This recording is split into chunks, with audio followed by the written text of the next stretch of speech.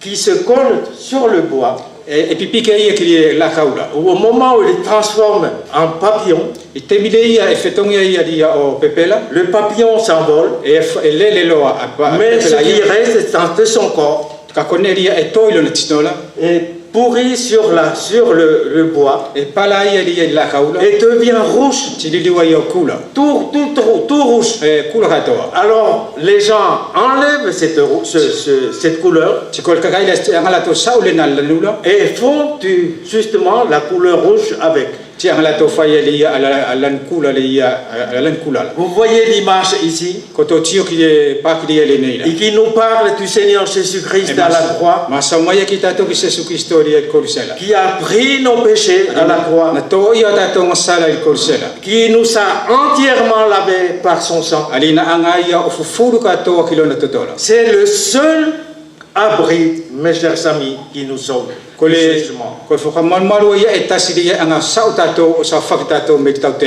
seul endroit où vous pouvez venir pour être sauvé, c'est à la croix. Regardez le Seigneur Jésus-Christ à la croix. Il a versé son sang pour vous. Pour toi. Toi qui n'es pas encore sauvé. Si tu n'es pas encore venu à la croix du Seigneur Jésus-Christ, alors tu n'es pas sauvé.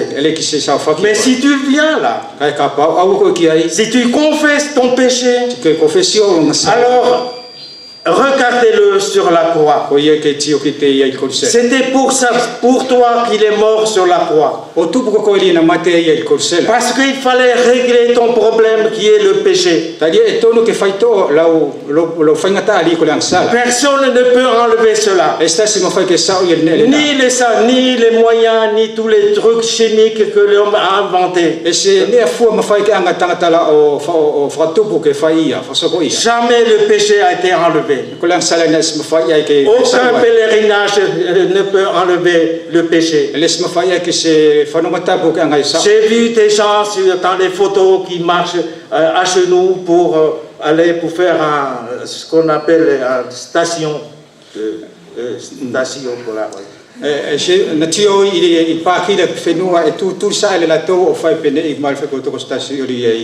J'ai vu des pèlerinages dans tel endroit pour demander le pardon des péchés. J'ai entendu même à la télé il n'y a pas si longtemps que ça que le pèlerinage est là pour Marie, compris pour nos péchés.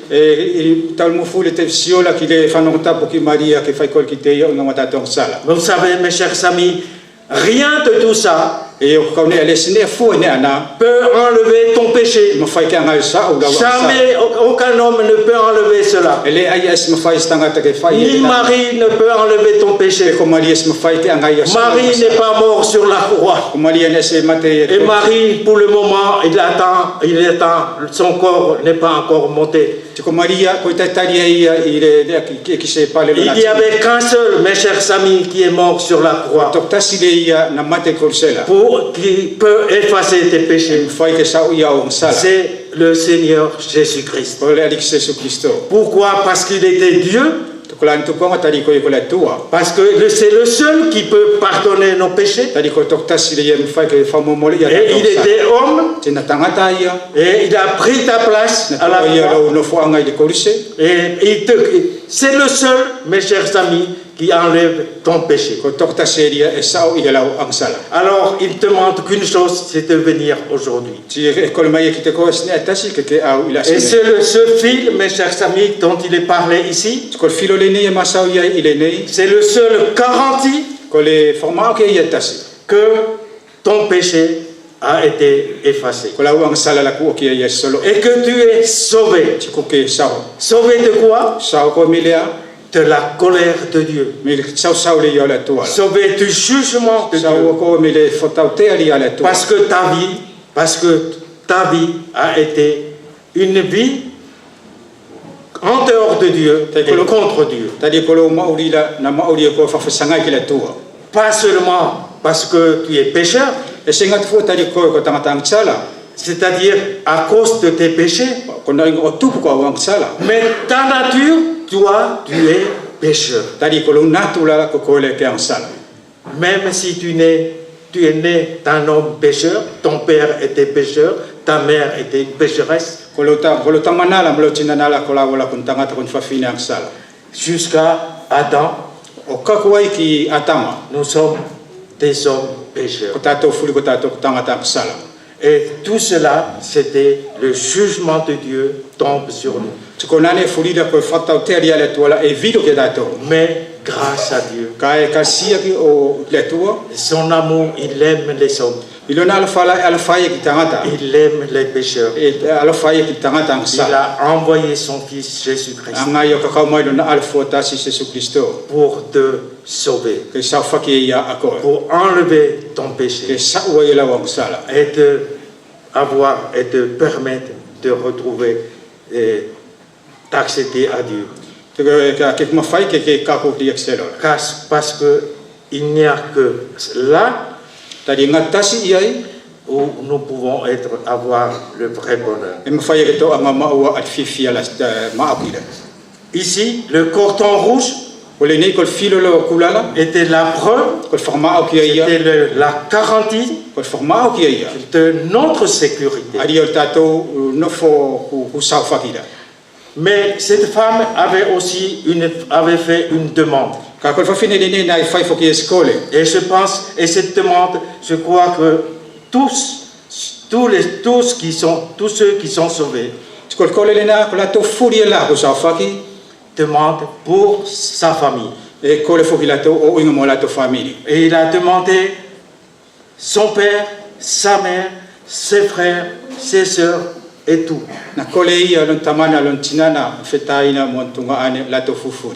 Et il leur a dit, les deux espions lui a dit, oui, tu peux, emmène-le chez toi. Emmène-les chez toi.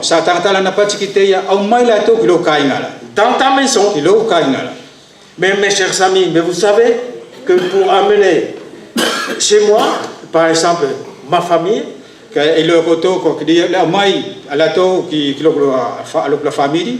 ne vais pas pouvoir les attacher par des cordes. C'est très difficile. Si vous amenez que vous n'allez, c'est impossible. Si quelqu'un ne veut pas, ça veut dire tout simplement, mes chers amis, nous pouvons annoncer aussi à notre famille. Et je crois parce que nous les aimons, nous savons aussi à leur annoncer cette bonne nouvelle du salut. Mais mes chers amis, et notre désir à tous ceux qui sont là, à nos familles qui sont là, la grâce de Dieu t'adresse à toi. Et c'est pour ça que nous avons invité pour que vous puissiez entendre cette nouvelle. Parce que Dieu veut que vous soyez aussi sauvés. Mais on ne peut pas, mes chers amis, vous forcer. Si ce n'est pas votre cœur, si ce n'est pas vous-même qui croyez. Parce que Dieu regarde le cœur. Nous pouvons vous faire venir, on peut vous habiller d'un comportement des habits chrétiens. Et nous avons cette capacité énorme d'avoir des comportements chrétiens. Mais jamais nous sommes à l'intérieur chrétien. C'est pour ça, vous-même, mes chers amis, acceptez Jésus-Christ dans votre vie. Nos familles ne pourront que lorsque eux-mêmes désirent venir eux-mêmes devant le Seigneur. Croyez au Seigneur Jésus-Christ, mort sur la croix. Et il y a une autre chose qui apparaît, une troisième chose qui apparaît dans ce chapitre. C'est que Rahab n'a pas traîné pour mettre ce cordon. Il a tout de suite attaché. Mes chers amis, il en était même pour nous. Ne retardons pas. N'attendez pas demain. C'est aujourd'hui. Quand vous entendez sa voix, attachez-le. C'est ficelle à votre Plus tard, mes chers amis, quand le peuple d'Israël fera le parcours du tour de la ville, et vous savez, ils ont dû parcourir toute la semaine, 6 fois. Et le dernier jour, 7 fois. Vous savez ce qu'ils ont vu? Ils avaient vu la ficelle rouge. Ah, et Josué, et les 2 espions avaient dit à Josué, voilà le signe, ne faites pas de mal à ceux qui sont dans cette maison. Tout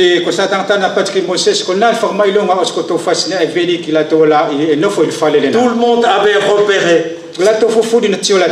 Et c'est pourquoi c'était la seule maison qui a été épargnée. Tout le monde avait péri. Hommes, enfants, vieillards, bébés. Imaginez, mes chers amis, c'est ça. Ça paraît terrible. Mais c'était le prix. Dieu avait patienté. Le péché est tellement intervenu dans cette ville que Dieu qui avait plus quelque chose à en tirer. Sauf cette femme, sa famille, parce qu'elle avait cru. Et sa famille, parce qu'ils sont aussi crus. Ils sont regroupés dans la maison de Rahab. N'est-ce pas l'image de l'église? Et aujourd'hui, nous savons que cette femme, Rahab, qui était la prostituée, dans la parole de Dieu est apparue dans la généalogie du Seigneur Jésus-Christ. En Matthieu au chapitre 1, il n'y avait que 4 femmes. Il n'y avait que 4 femmes dans cette généalogie. Et elle était la deuxième femme. Tamar, la première. Rahab, la deuxième. Bathsheba, il nous a dit qu'elle était l'épouse de Uri. Et Marie. Mes chers amis, Marie, la mère de Jésus. Rahab est de la même stature.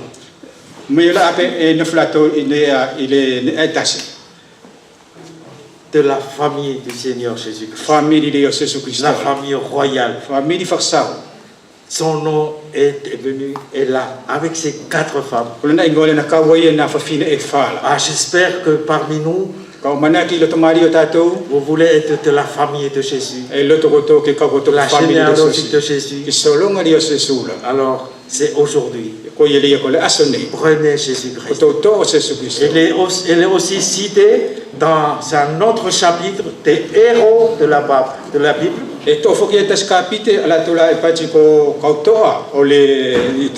Au chapitre 11 que j'ai cité tout à l'heure, c'est par la foi. Elle était cette femme qui avait Josué, j'ai parlé ce matin de Josué. Il y a un verset pour Josué. Et elle, je vous ai dit qu'il y avait une grande différence. C'était la prostituée. Mais il est cité, il y avait un verset aussi. Vous voyez comment il élève les gens, il élève cette femme du dernier rang.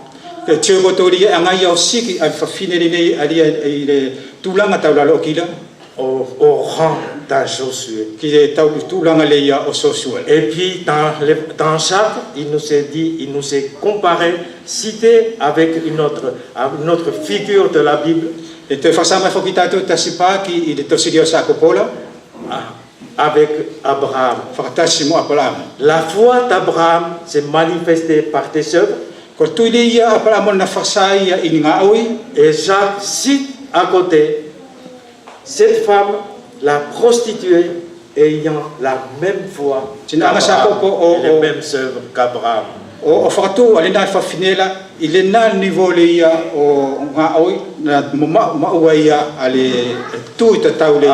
grâce de Dieu. Elle était la prostituée. Elle est devenue la femme de foi, le héros de la foi. Elle fait partie de cette généalogie de la famille royale du Seigneur Jésus. Elle fait partie des grands. Mes chers amis, les plans de Dieu pour chacun d'entre nous. Dieu veut nous élever à son rang. Et nous le serons, mes chers amis, pas comme Dieu. Il sera toujours Dieu, Jésus-Christ, mais nous serons à son niveau. Nous aurons la même place que lui, car nous serons dans cette place. Quelle merveille est la grâce de Dieu. Voulez-vous accepter cela?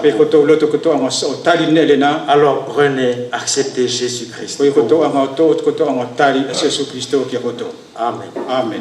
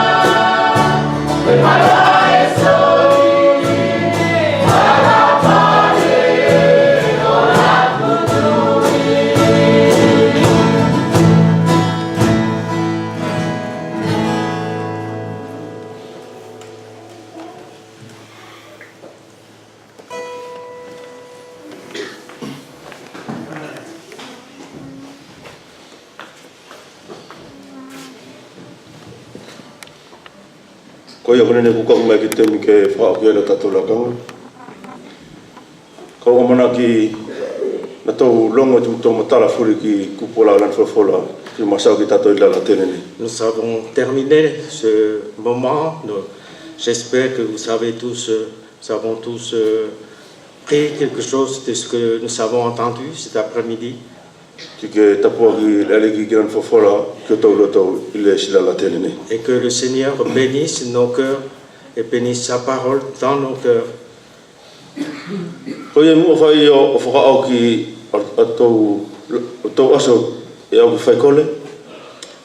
Avant de partir et après la prière, il